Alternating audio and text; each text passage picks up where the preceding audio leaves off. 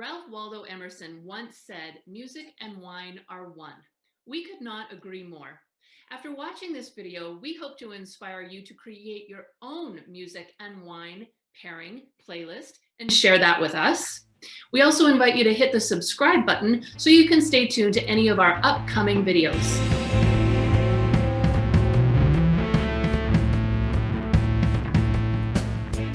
What I love about this theme, pairing wine and music, is that it's all really about personal interpretation.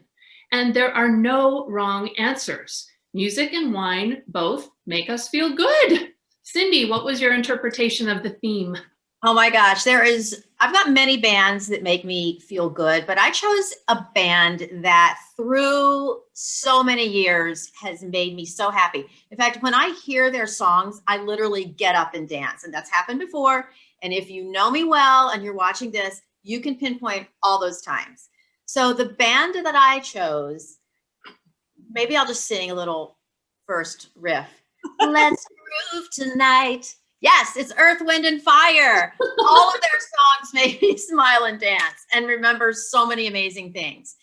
So the band has aged very well. It was founded by Maurice White in Chicago in 1969, and award-winning over and over and over. It's an American band that has spanned the decades, all the musical genres, and they've been described as one of the most innovative and commercially successful acts of all time. And I totally get it. And if you know Earth, Wind, and Fire, you know exactly what I mean. So I chose a wine that is just like Earth, Wind, and Fire. It makes me happy. It's aging. It's well balanced. It's award-winning. It just makes me happy to drink it. And just like Shining Star or September, I love this wine in my glass. It's a red wine, and it is from Bedrock Wine Company. It's a California old vine Zinfandel, and their vines are average over 80 years. They've been planted in California, but many are from the historic Bedrock Vineyard. It's aromatic, fresh spice, utterly delicious, black cherries, forest. I've got so many descriptors, just like my descriptors for Earth, Wind, and Fire. So this is making me happy right now. Awesome. And I'll sing more for you later. I'll sing more later. So a fun fact is that, I don't know about you two, but I've known winemakers that have played music to aging wines in their cellar. I've heard of winemakers that have played classical music, Baroque, and rock and roll. Have either of you heard of any of that? Oh, yeah. Yeah. Cool. Mozart. I've heard of playing Mozart and all the different patterns. Yeah. There's a winery in the Okanagan that plays the Rolling Stones. So that's very cool. Very cool. To put their wine into a mood. Yeah, exactly. Exactly. Rock and roll or a little bit calm. Okay, Allie, I'm interested. What did you do with this theme?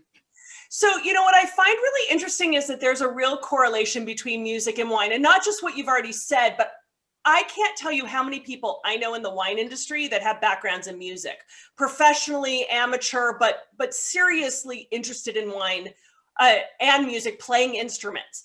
And one person that comes to mind is Steve Clifton, a winemaker in the Santa Barbara wine country. And before Steve got into wine, he actually had a career in the music industry. He was a singer, he was a booking agent, he was a studio producer, and then he got into wine in 1991 and created the very famous brewer Clifton and his own label Palmina, which focuses on Italian grapes, which he started in 1995. But in 2015, he launched a new label called La Voix, the voice, French, to create beautiful wines with the idea of conveying the voice of a vineyard and variety to deliver a singular sensation and experience. And he said something really great. He said, "For me, every vineyard and every vintage is like a song that's been written and it needs to be sung. It just needs a voice. There's the voice of the vineyard, there's the voice of the grape, there's the voice of the clone, there's the voice of the winemaker, there's the voice of the vintage, and I get to bring all of those elements together to convey emotion and sensation." So when you talk about wine and music, I just can't think of anything better than La Voix. And each of the wines is named after a song. It's about a feeling. So like Satisfaction or Here in Heaven, She's Crafty, I'm sure you're recognizing those.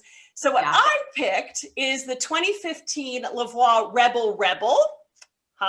Musician. Oh, I love David it. Bowie. David Bowie. So it was inspired by his colorful and eccentric personal style. And this is 100% Pinot. It comes from the southern tip of the San Luis Obispo County. It's whole cluster. It spends 22 months in French oak.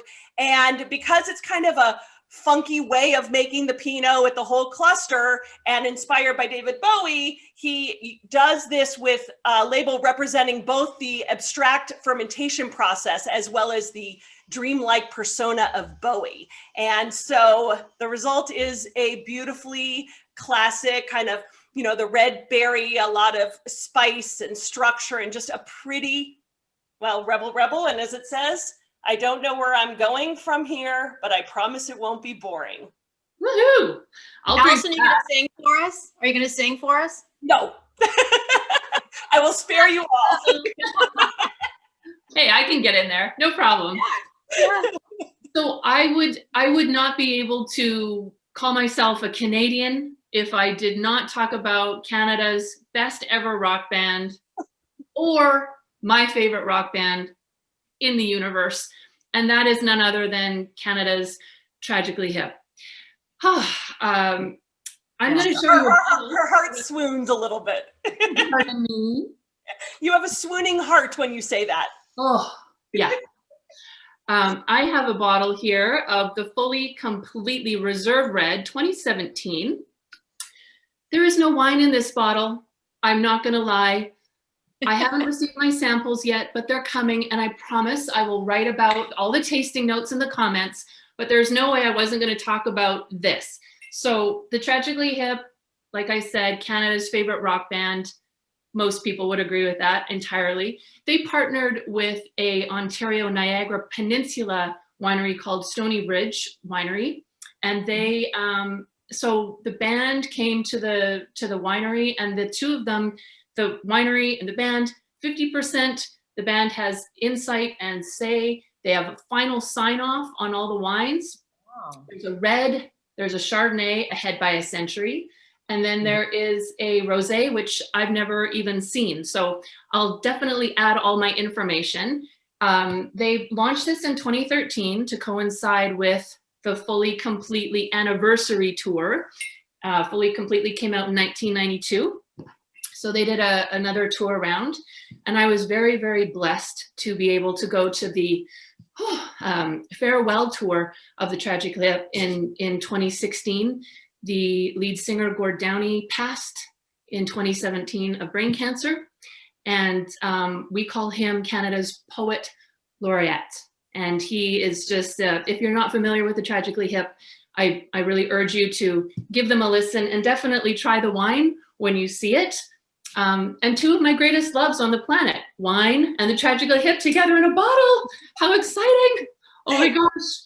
I'll definitely look for them, Christine. I really will. I'll start listening to their music. So cool. They are poignant. They're rock and roll. Gord Downey himself. That's a whole other video. Mm-hmm. So I have a question for you, and that is, viewers, what is your preferred style of wine, and what music would you pair with it? Please do share that with us. And if you are enjoying this video, we invite you to click on the link coming up where we will talk about wine and movies. We hope you have a wonderful day.